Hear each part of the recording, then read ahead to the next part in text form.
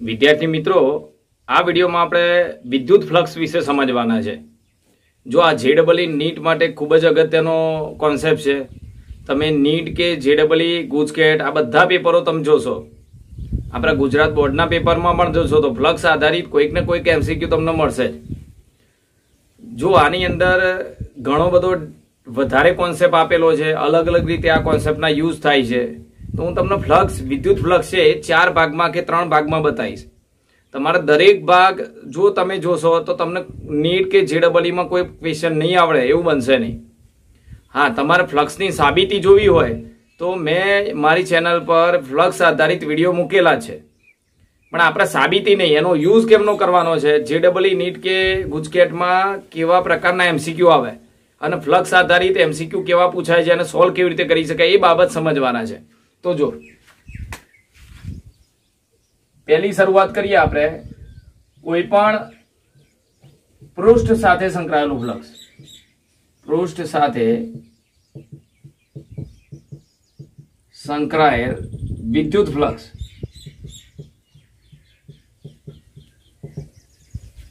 चलो, कोई पण पृष्ठ साथे संकळाયેલું विद्युत फ्लक्स कया सूत्र परथी शोधाय तो ये तमने खबर है, फ्लक्स फाई बराबर E इंटू डेल्टा एस।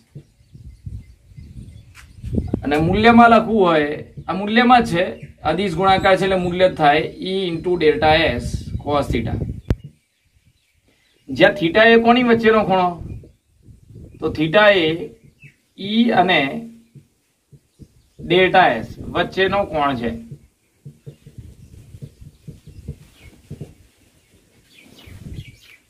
કોઈ પણ પૃષ્ઠ માંથી પસાર થતું ફ્લક્સ, વિદ્યુત ફ્લક્સ અથવા સંકળાયેલું ફ્લક્સ કેટલું હોય તો આ સૂત્ર પરથી શોધી શકાય।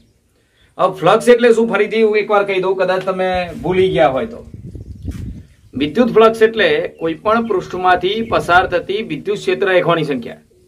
વિદ્યુત ક્ષેત્રની અંદર તમે કોઈ પૃષ્ઠ મૂકી દીધું હોય તો એ પૃષ્ઠમાંથી કેટલી ક્ષેત્ર રેખાઓ પસાર થાય છે એને ફ્લક્સ કહેવાય। અને એના પરથી શું ખ્યાલ આવે, ધારો કે કોઈ પૃષ્ઠમાંથી વધારે ક્ષેત્ર રેખાઓ પસાર થાય છે તો વિદ્યુત ક્ષેત્ર મજબૂત હશે, મતલબ સ્ટ્રોંગ હશે, પ્રબળ હશે, અને કોઈ પૃષ્ઠમાંથી પસાર થતી ક્ષેત્ર રેખાઓની સંખ્યા ઓછી છે તો એ વિદ્યુત ક્ષેત્ર નબળું હશે। એટલે તમે કોઈ પૃષ્ઠને વિદ્યુત ક્ષેત્રની અંદર મૂકો એટલે એના પરથી વિદ્યુત ક્ષેત્રની તીવ્રતા કેટલી હશે એનો ખ્યાલ મેળવી શકાય। સારું, હવે શરૂઆત કરીએ આપણે। આમાં પણ 3 ભાગ અહીંયા લઈ લઉં છું। પહેલું નંબર 1, આ રીતે વિદ્યુત ક્ષેત્ર છે અને વિદ્યુત ક્ષેત્રની અંદર કોઈ પૃષ્ઠ તમે લંબ રૂપે મૂકેલું છે,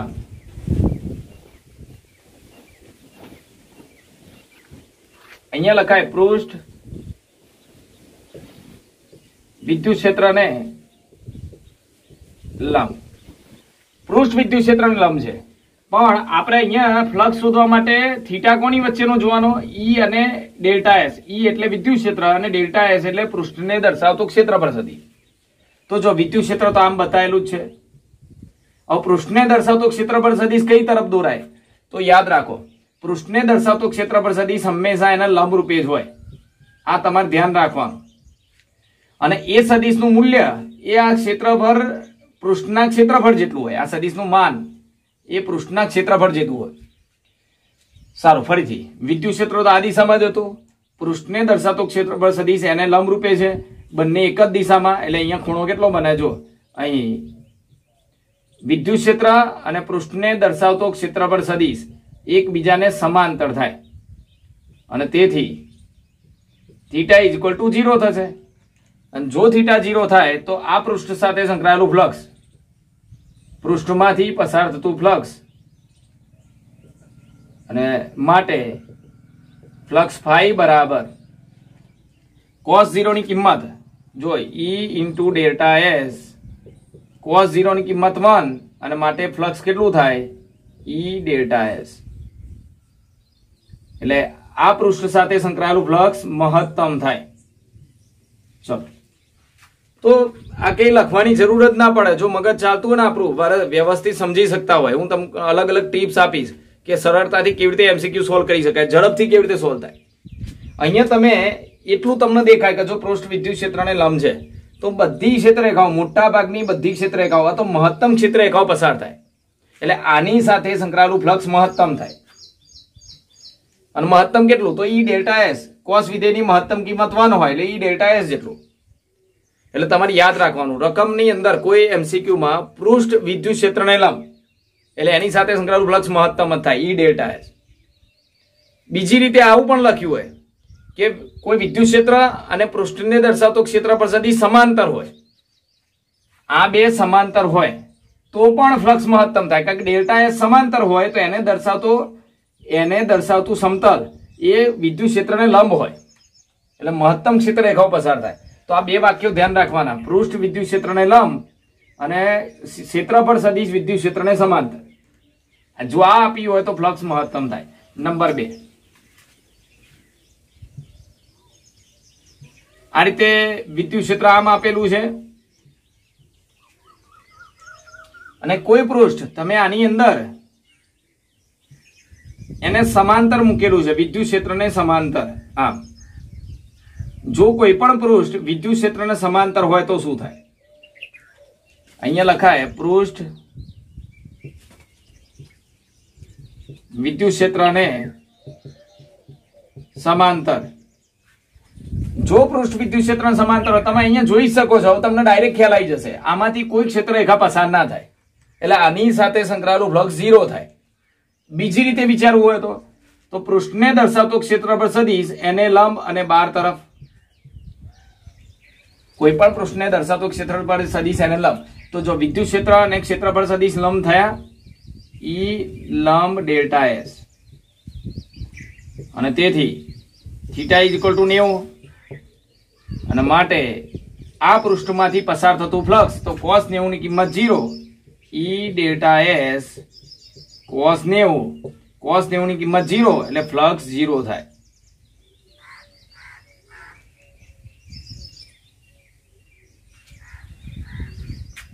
બરોબર? ચાલો હવે આગળ જુઓ. નંબર 3, આ વાક્ય યાદ રાખજો. જો પૃષ્ઠ વિદ્યુત ક્ષેત્રને સમાંતર, તરત ખબર પડી જાય પૃષ્ઠ વિદ્યુત ક્ષેત્ર સમાંતર એટલે એમાંથી કોઈ ક્ષેત્ર રેખા પસાર થાય નહીં એટલે આની સાથે સંકળાયેલું ફ્લક્સ 0 હોય. અથવા તો પૃષ્ઠને દર્શાવતો ક્ષેત્રફળ સદિશ અને વિદ્યુત ક્ષેત્ર પરસ્પર લંબ હોય તો પણ વિદ્યુત ક્ષેત્ર 0 થાય. હવે આગળ જુઓ. ત્રીજો પોઈન્ટ છે, આ વિદ્યુત ક્ષેત્ર છે. વિદ્યુત ક્ષેત્રની અંદર કોઈ પૃષ્ઠને થીટા ખૂણે મૂક્યો હોય, પૃષ્ઠને થીટા ખૂણે મૂક્યો હોય,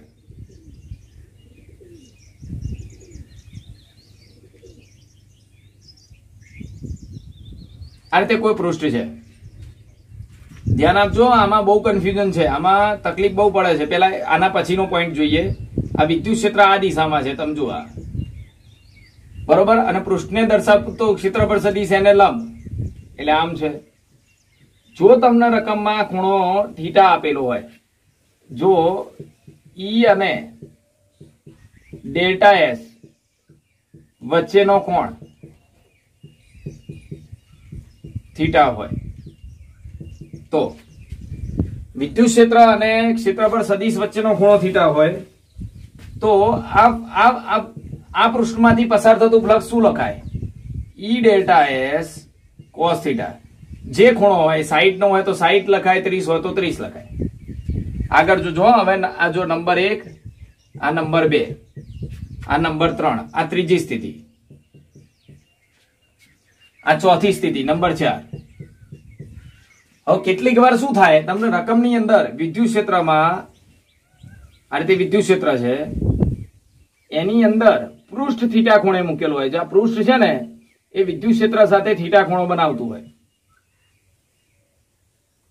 પૃષ્ઠે બનાવેલ ખૂણો થીટા, જો આ ખૂણો આપ્યો હોય, આ વિદ્યુત ક્ષેત્ર ઈ અને આ પૃષ્ઠે બનાવેલ ખૂણો વિદ્યુત ક્ષેત્ર સાથે થીટા હોય એટલે આ ખૂણો થીટા હોય. એવું લખ્યું હોય, પૃષ્ઠ એ વિદ્યુત ક્ષેત્ર સાથે, પૃષ્ઠને દર્શાવતો ક્ષેત્રફળ સદિશ નહીં, પૃષ્ઠ એ વિદ્યુત ક્ષેત્ર સાથે થીટા કોણે રહેલો હોય.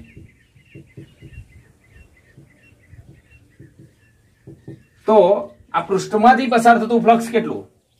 તો તમે જો અહીંયા આપણે હંમેશા ખૂણો કોની વચ્ચેનો નક્કી કરવાનો? વિદ્યુત ક્ષેત્ર અને પૃષ્ઠને દર્શાવતા ક્ષેત્રફળ સદિશ વચ્ચેનો. વિદ્યુત ક્ષેત્ર અને ક્ષેત્રફળ સદિશ વચ્ચેનો ખૂણો લેવાનો. જ્યારે આ તો પૃષ્ઠ અને વિદ્યુત ક્ષેત્ર વચ્ચેનો ખૂણો છે એટલે ના ચાલે. એટલે તમારે કરવું શું પડે? પૃષ્ઠને દર્શાવતો ક્ષેત્રફળ સદિશ લેવો પડે અને એ લંબ રૂપે હોય ડેલ્ટા એસ. અને આપણે આ ખૂણો લેવાનો છે તો આ ખૂણો કેટલો થાય? જો આખો ખૂણો કેટલો હતો? થીટા હતો. આ ખૂણો કેટલો? 90 નો. ઓના આલ્ફા ધારી દઉં. ચલો આખો ખૂણો આલ્ફા છે.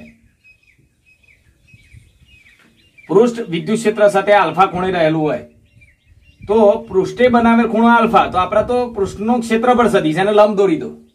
એક ક્ષેત્રફળ સદિશે વિદ્યુત ક્ષેત્ર સાથે કેટલો ખૂણો બનાવે? મતલબ થીટા શોધવો છે. તો થીટા કેમ નો શોધાય? જો આલ્ફા છે, આખો ખૂણો આલ્ફા, આ 90 પ્લસ થીટા એટલે લખાય આલ્ફા બરાબર 90 minus theta, sorry 90 plus theta. તો થીટા બરાબર આલ્ફા માઇનસ 90, આલ્ફા માઇનસ 90.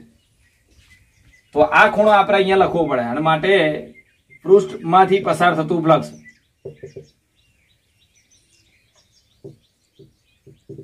તો ફ્લક્સ ફાઈ બરાબર ઈ ડેલ્ટા એસ કોસ થીટા. અને થીટા શું લખાય? આ ખૂણો લખાય. એટલે ખાસ એક રકમ જોતા હોય ને ત્યારે ખાસ ધ્યાન રાખવાનું. તમને પૃષ્ઠને દર્શાવતો ક્ષેત્રફળ સદિશ અને વિદ્યુત ક્ષેત્ર વચ્ચેનો ખૂણો આપ્યો હોય તો તમારે થીટા લખવાનો. અને તમને જો પૃષ્ઠે વિદ્યુત ક્ષેત્ર સાથે બનાવેલ ખૂણો આપ્યો, પૃષ્ઠે વિદ્યુત ક્ષેત્ર સાથે આલ્ફા ખૂણો બનાવ્યો હોય તો ક્ષેત્રફળ સદિશ ને ઈ વચ્ચેનો ખૂણો કેટલો? તો આ જે ખૂણો છે એ થીટા બરાબર આલ્ફા માઇનસ 90 થાય. કારણ કે આ લંબ દોર્યો છે, આ 90 નો થયો તો થીટા બરાબર આલ્ફા માંથી 90 બાદ કરતો એટલે થીટા મળી જાય. અને થીટા મૂકો એટલે જવાબ આવે. હું દરેકના એક એમસીક્યુ તમને હિન્ટ માટે કહી દઈશ, બરોબર? પેલા બધી રીતો પૂરી થઈ જવા દો. અહીંયા નંબર 5. ચલો પેલા રીત પૂરી થઈ જાય પછી આપણે એક એમસીક્યુ દરેકના લઈ લઈએ. હવે 5મા નંબરની યાદ રાખો. આ રીતે આપ્યું હોય,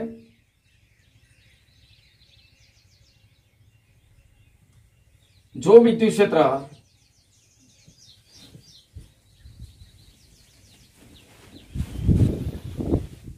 x દિશામાં હોય. એક કામ કરું, હું અહીંયા ટેબલ દોરું છું, બરોબર સમજજો. અહીંયા લઈ લઉં છું વિદ્યુત ક્ષેત્ર,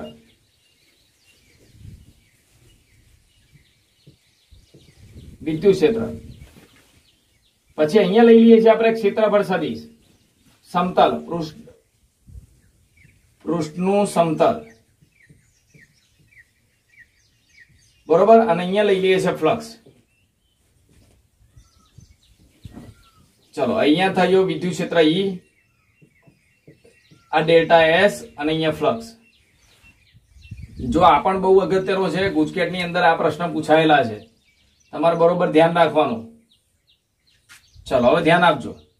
તમને વિદ્યુત ક્ષેત્ર x દિશામાં આપેલું હોય, વિદ્યુત ક્ષેત્ર x દિશામાં અને સમતલ yz હોય. જો વિદ્યુત ક્ષેત્ર y દિશામાં આપ્યું હોય અને સમતલ zx હોય, જો વિદ્યુત ક્ષેત્ર z દિશામાં હોય અને સમતલ xy હોય, જો વિદ્યુત ક્ષેત્ર x દિશામાં આપ્યું હોય અને સમતલ xz હોય, જો વિદ્યુત ક્ષેત્ર y દિશામાં હોય અને સમતલ yz હોય, વિદ્યુત ક્ષેત્ર z દિશામાં હોય અને સમતલ zx હોય, તો આ દરેક પરિસ્થિતિમાં ફ્લક્સ શું આવે સમજજો બરોબર. વિદ્યુત ક્ષેત્ર x દિશામાં, સમતલ yz, તો અહીંયા ફ્લક્સ મહત્તમ થાય. કેટલું થાય? તો ફ્લક્સ E × ડેલ્ટા S જેટલું મહત્તમ. આ y હોય ને આ zx હોય તો E × ડેલ્ટા S, આ z હોય ને xy હોય તો E × ડેલ્ટા S.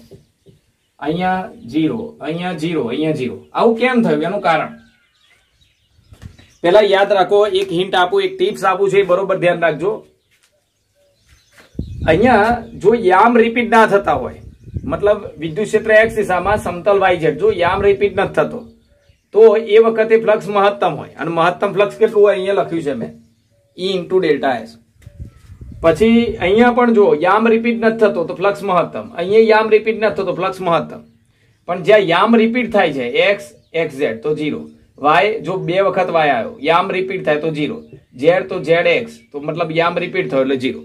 તો યામ રિપીટ થતો હોય તો ફ્લક્સ 0 થાય અને યામ રિપીટ ના થતો હોય તો ફ્લક્સ મહત્તમ થાય. કેમ એવું થાય એનું કારણ હું એક એક ઉદાહરણ દ્વારા તમને બતાવી દઉં, સમજો. અહીંયા આપણે વિદ્યુત ક્ષેત્ર, અહીંયા XYZ યામ પદ્ધતિ છે. જો આ રીતે વિદ્યુત ક્ષેત્ર આ XYZ યામ પદ્ધતિ છે, X Y અને Z. હવે તમને રકમમાં આપી હોય વિદ્યુત ક્ષેત્ર X દિશામાં છે, વિદ્યુત ક્ષેત્ર X દિશામાં, આ વિદ્યુત ક્ષેત્ર છે ને X દિશામાં છે, અને સમતલ YZ છે. આ હું પહેલી કન્ડિશન બતાવું, સમતલ YZ, આ YZ સમતલ, બરોબર.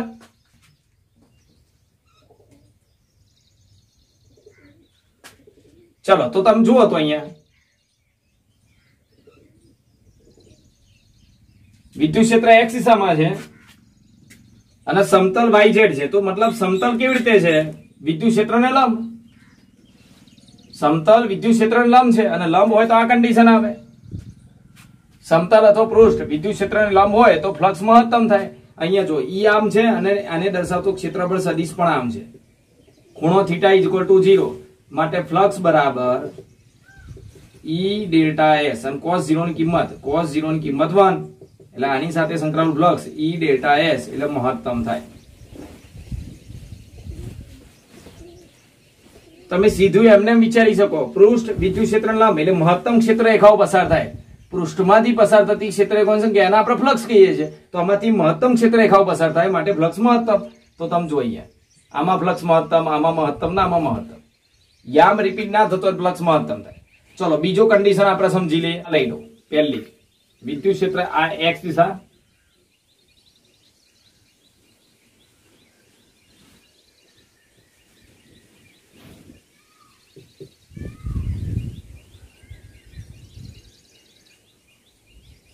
બરોબર, આ Y, આ X અને આ Z. હવે જો વિદ્યુત ક્ષેત્ર X દિશામાં છે અને સમતલ XZ છે, એટલે મતલબ સમતલની એક બાજુ X હશે અને બીજી બાજુ Z હશે. હવે તમે જુઓ તો આ સમતલ હતો પૃષ્ઠ, વિદ્યુત ક્ષેત્ર કેવું છે? સમાંતર. એટલે આ ક્ષેત્ર રેખાઓ વાંકી વળીને એમાંથી પસાર નથી થવાની માટે આની સાથે સંકળાયેલું ફ્લક્સ 0 થાય. બીજી રીતે વિચારવું હોય તો સમતલ હતો પૃષ્ઠને દર્શાવતું ક્ષેત્રફળ સદિશ એને લંબ રૂપે વિદ્યુત ક્ષેત્ર આ દિશામાં, પૃષ્ઠને દર્શાવતું ક્ષેત્રફળ સદિશ આ દિશામાં, બંને વચ્ચે ખૂણો કેટલો બને? 90. તો આ કન્ડિશન આવી, ખૂણો 90 બને તો પૃષ્ઠ વિદ્યુત ક્ષેત્રને સમાંતર, ખૂણો 90, તો cos 90 ની કિંમત 0, તો ફ્લક્સ 0 થાય. તો તમારે એ બધું કશું કરવાનું નહીં. રકમની અંદર જો યામ રિપીટ થતા હોય તો ફ્લક્સ 0 થાય, યામ રિપીટ ના થાય તો ફ્લક્સ મહત્તમ થાય. તો આ 5 પોઈન્ટ પૃષ્ઠ માટેના તમે બરોબર સમજી લીધા હશે. હવે એક એક MCQ આના આપણે જોઈ લઈએ કેવી રીતે સોલ્વ થાય. ચલો શરૂઆત કરીએ તો ધ્યાન આપજો. અહીંયા જ હું બતાવું છું. ઉદાહરણ તરીકે આવું આપ્યું હોય કે કોઈ વિદ્યુત ક્ષેત્ર 10 I કેપ છે અથવા 100 I કેપ અને પૃષ્ઠ નો ક્ષેત્રફળ સદિશ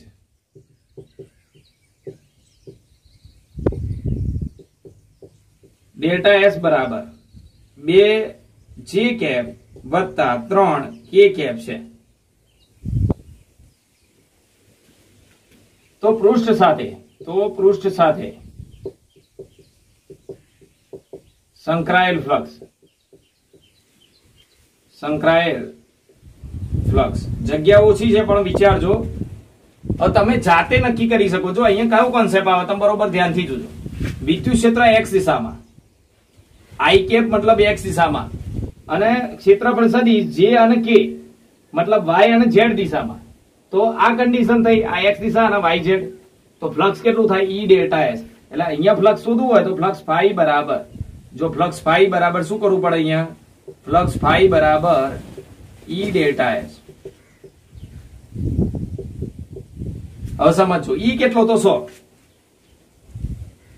એક કામ કરું, હું અહીંયા ડેલ્ટા S 3 ને 4 લઈ લઉં. કેમ એવું કર્યું હમણાં ખબર પડી જશે.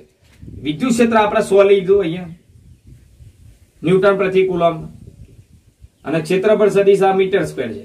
જો હવે તો વિદ્યુત ક્ષેત્રનું મૂલ્ય 100. હવે ક્ષેત્રફળ સદિશનું મૂલ્ય કેમનું શોધાય? તો જો ઘટકો આ રીતે સદિશમાં આપ્યું હોય ને તો આનું મૂલ્ય શોધો તો વર્ગમૂળમાં એના ઘટકોનો વર્ગ અને એનો સરવાળો. વર્ગમૂળની અંદર આવું કરવું પડે, વર્ગમૂળમાં 3 નો વર્ગ વત્તા 4 નો વર્ગ, અને આ તમે કરો તો જવાબ કેટલો આવશે? 5. એટલે ક્ષેત્રફળ સદિશનું મૂલ્ય ડેલ્ટા એસ નું મૂલ્ય 5 થયું. આનું મૂલ્ય 5 આવશે, આનું મૂલ્ય 100. તો ટોટલ કેટલો જવાબ આવ્યો? 100 500 ન્યૂટન મીટર સ્ક્વેર કુલમ -1. તો આ રીતે આવો પ્રશ્ન સોલ્વ કરી શકાય. ચલો બીજો જોઈએ.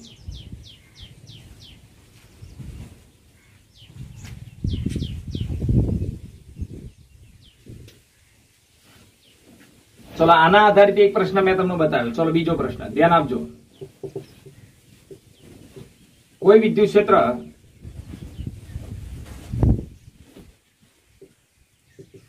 E બરાબર 100 ન્યૂટન પ્રતિ કુલમ જેટલું x દિશામાં છે, અને આ વિદ્યુત ક્ષેત્રમાં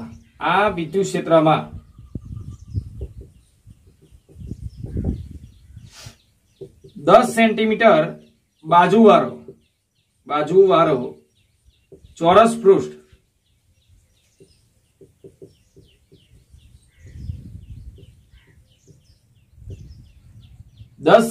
બાજુ ધરાવતું ચોરસ પૃષ્ઠ. બરોબર ધ્યાન રાખો. આનું ક્ષેત્રફળ શોધવું હોય ને તો ચોરસ છે એટલે એક બાજુ આપી છે 10 સેન્ટીમીટર. તો ક્ષેત્રફળ શોધવું હોય તો લંબાઈ ગુણ્યા લંબાઈ એટલે 10 સેન્ટીમીટર નો વર્ગ કરવો પડે, એટલે 100 સેન્ટીમીટર સ્ક્વેર થાય, અને પાછું એનું મીટરમાં ફેરવવું પડે. પણ આગળ રકમ જોઈએ. આ વિદ્યુત ક્ષેત્રમાં 10 સેન્ટીમીટર બાજુવાળું ચોરસ પૃષ્ઠ YZ સમતલમાં મૂકેલું છે. YZ સમતલમાં, સોરી XZ સમતલમાં છે. XZ સમતલમાં છે. તો ફ્લક્સ, ચલો આની સાથે સંકળાયેલું ફ્લક્સ કેટલું થાય? કયું સૂત્ર આવે તમે જો. અહીંયા વિદ્યુત ક્ષેત્ર x દિશામાં અને ચોરસ પૃષ્ઠ XZ, મતલબ x રિપીટ થયો, અને જો આમ રિપીટ થતો હોય તો ફ્લક્સ 0 થાય. તો અહીંયા ગણવાનું નહીં, સીધું 0 લખી દેવાનું, ગણવા બેસવાનું જ નહીં, ભલે કિંમતો આપી દે. હા, પણ તમને જો રકમની અંદર અહીંયા XZ ની જગ્યાએ YZ આપ્યું હોય તો જો યામ રિપીટ નથી થતો તો અહીંયા flux E into delta S. E કેટલા? 100. અને ડેલ્ટા એસ કેટલા? તો ચોરસ છે, ચોરસનું ક્ષેત્રફળ, તો લંબાઈ ગુણ્યા લંબાઈ, આ બાજુ એટલે લંબાઈ છે, તો ક્ષેત્રફળ બરાબર 10 ગુણ્યા 10 નો વર્ગ એટલે 100 સેન્ટીમીટર સ્ક્વેર થાય. 100 સેન્ટીમીટર સ્ક્વેર. હવે મીટરમાં કરો તો -2 એનો વર્ગ એટલે -4. એટલે આનો જવાબ આવે 1 વેબર અથવા ન્યૂટન મીટર સ્ક્વેર કુલમ -1. તમને ક્ષેત્રફળમાં ખબર પડી ગઈ હશે. તો આ રીતે યાદ રાખો. તો આ રીતે અહીંયા મેં પૂરી કરી. ચલો હવે આગળ. હવે તમને આવું આપ્યું હોય, ધ્યાનથી જુઓ. આકૃતિમાં દર્શાવેલ પૃષ્ઠ સાથે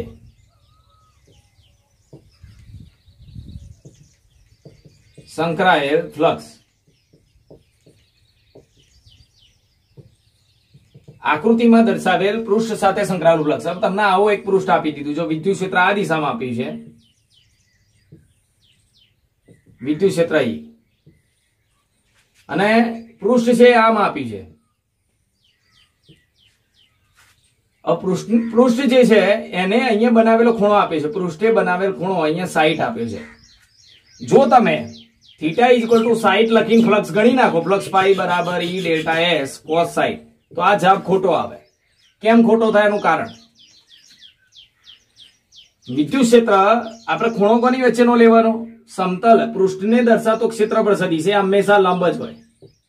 આ સમતલને દર્શાવતો ક્ષેત્રફળ સદિશ આમ આવે અને વિદ્યુત ક્ષેત્ર આમ આવે, એટલે આપણે આ ખૂણો લેવાનો હોય. તમને કયો આપ્યો છે? જો આકૃતિમાં કયો આપ્યો તો આ પૃષ્ઠ જે છે એને વિદ્યુત ક્ષેત્ર, એટલે આ વિદ્યુત ક્ષેત્ર સાથે બનાવેલ ખૂણો 60 ડિગ્રી છે. તો અહીંયા આ રીતે વપરાય. આ રહી જો. હવે આમાં એક ટ્રીક આપી હું તમને, એક બહુ સરળ ટિપ્સ આપીશ, ટ્રીક આપીશ, જેનાથી તમે આરામથી પ્રશ્ન ગણી શકશો. શું કરીએ છીએ આપણે? આ લંબ દોરીએ એટલે ટોટલ ખૂણો 90 નો થાય. અમારે થીટા શોધવું હોય તો આ ટોટલ 90 માંથી આ 60 બાદ કરી દો, એટલે અહીંયા થીટા ઇઝ ઇક્વલ ટુ 90 - 60. તો કેટલો થયો? 30. અને માટે તેથી આની સાથે સંકળાયેલું ફ્લક્સ, આમાંથી પસાર થતું flux E delta S cos 30, તો cos 30 ની કિંમત √3/2 E ડેલ્ટા S, અને E ડેલ્ટા S રકમમાં આપ્યો હોય તો મૂકી દો એટલે જવાબ આવી જાય. આપણે અહીંયા આ રીતે જ જવાબ લાવવાનો છે. હવે જો આ ખૂણો કેમનો લાવવાનો એની વાત કરી લો. આમાં કે આમાં ગમે તે હોય,